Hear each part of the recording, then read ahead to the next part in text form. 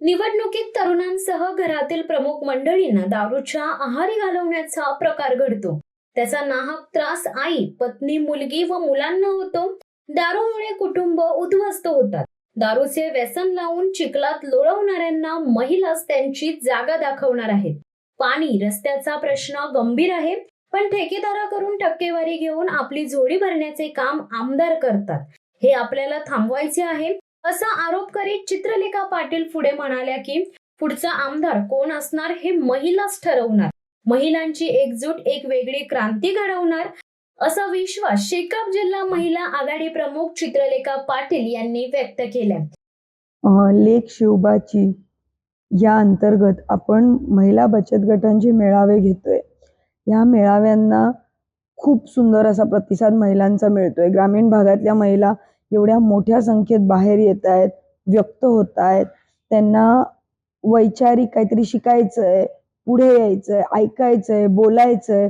आता त्यांचे गोष्टी त्यांना पोटात नाही ठेवायच्यात, ओठावर आणायच्या आहेत. हे बघून मला फार आनंद झाला.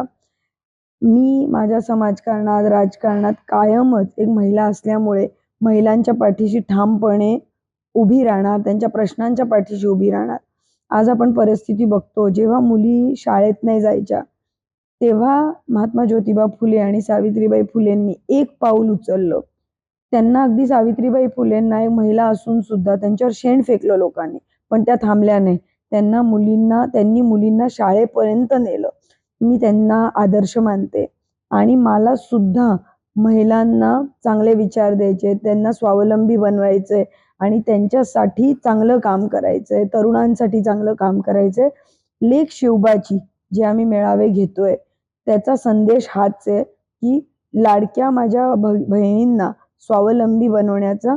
आणि आज सुरक्षिततेचा जो प्रश्न आहे, म्हणजे आपण बदलापूरची घटना बघतो की इतर घटना बघतो, या बाबतीत सुद्धा आम्ही चर्चा करतो, विचारविनिमय त्या मेळाव्यांच्या माध्यमातून आम्ही करताना दिसतो. शेतकरी कामगार पक्ष सुद्धा कायमच महिला शक्तीच्या पाठीशी मोठ्या प्रमाणात उभा राहिलेला आहे आणि यापुढे सुद्धा राहीन. आणि मी एक कार्यकर्ती म्हणून सुद्धा महिलांच्या पाठीशी, महिलांच्या सोबत आहे. शिवसत्ता टाइम्ससाठी धनंजय कवटेकर, अलिबाग.